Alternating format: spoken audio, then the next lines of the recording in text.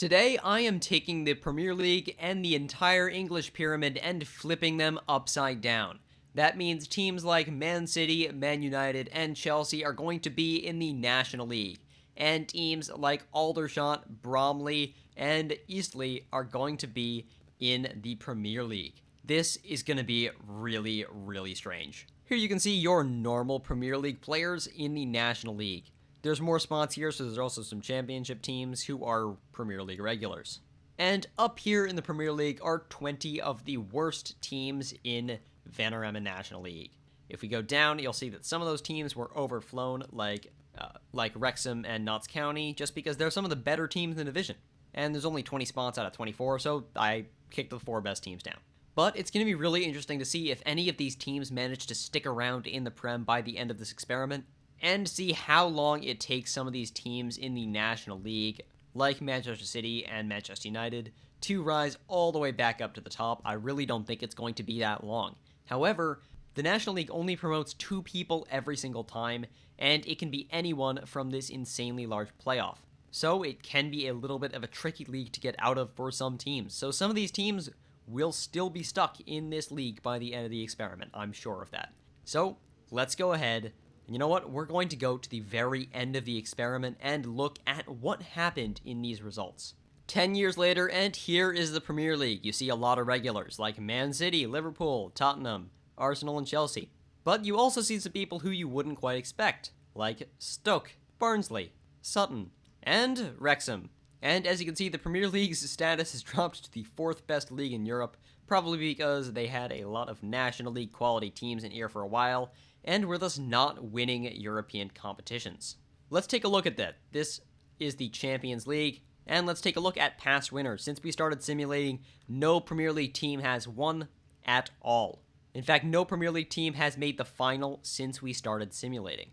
However, if we go to the Europa League, it tells a different story, with Man City winning twice, Bournemouth winning once, Liverpool winning once as well, and a bunch of other teams, and some of the worst teams like Tottenham making the Conference League final, although, of course, they were never going to win it. What do you think? It's Tottenham. But it is hilarious that Man City managed to win it when they were still presumably a League 2 team.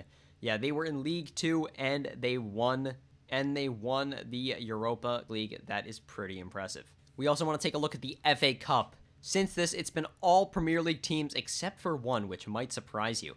Man City won the first time from the National League, then Chelsea, then City again, then Arsenal, then City, then Bournemouth, then City, then City. Man City won a lot in this, if you can't tell.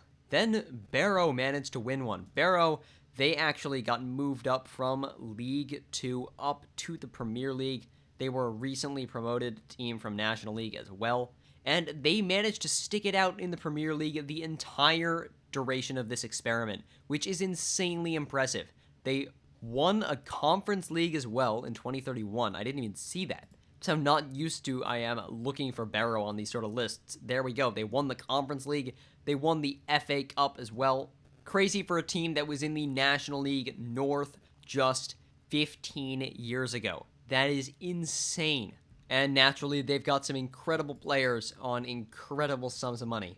Blackpool also doing surprisingly well, managing to stick it into the Europa League, despite being relegated all the way to League 1 at the start of this experiment. However, this is not their first time in the Prem. They have had it before. They're a pretty big club. They didn't deserve to be down in League 2, League 1 anyway.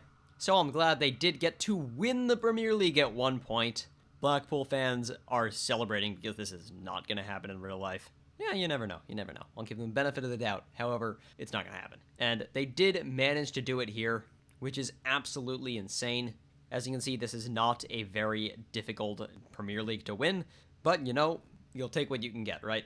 So let's go through the winners. Sutton won it the first year, Morecambe winning it the second year, then Blackpool, then Bournemouth, then Man City finally made it back up, and as you can expect, they won it immediately. Liverpool also getting promoted all the way up with them, probably in straight promotions as well. Yeah, just taking the first and second place promotions, and then getting right back-to-back second places in the league. Wow, they still haven't won the Premier League. And as more teams start to join them in the Prem, as you can see, Liverpool is still there, but Arsenal is there as well, and Bournemouth making the promotion.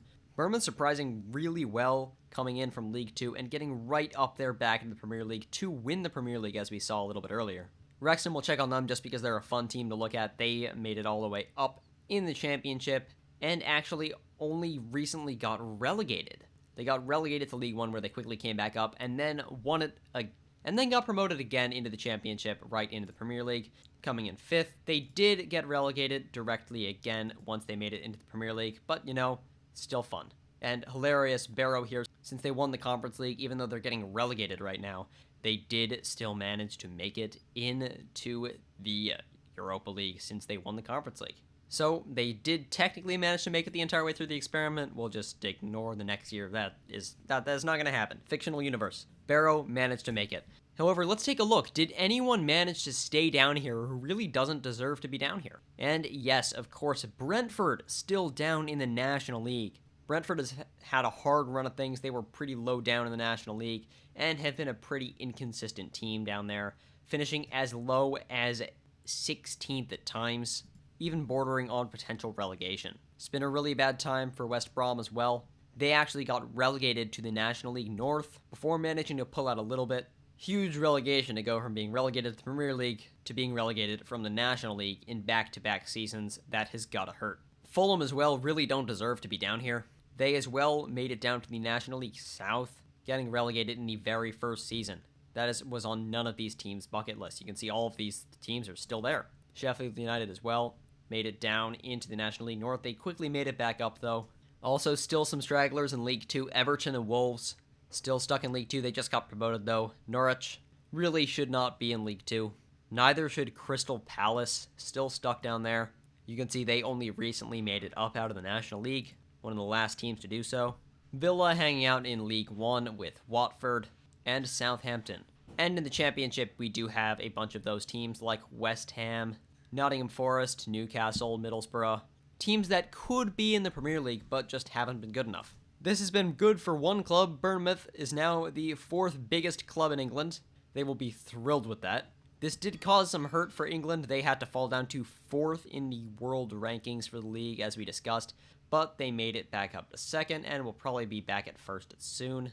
They did manage to win the Euro in 2028, though, and we're in the World Cup finals. I'm glad they did get some good games, even if their leagues were kind of screwed up for a few seasons. However, they're looking pretty normal again, with some pretty welcome additions. I think Barrow should stay in the Premier League. That's been really fun. Barrow's also got $36 million in the bank. They'll maybe not be fine, but they've got a handle on it. What I do want to see, Man City won very quickly, but did people stick around? That season they brought barely anyone in, and they managed to keep people around. People weren't really leaving. They loaned out some players, but that's it.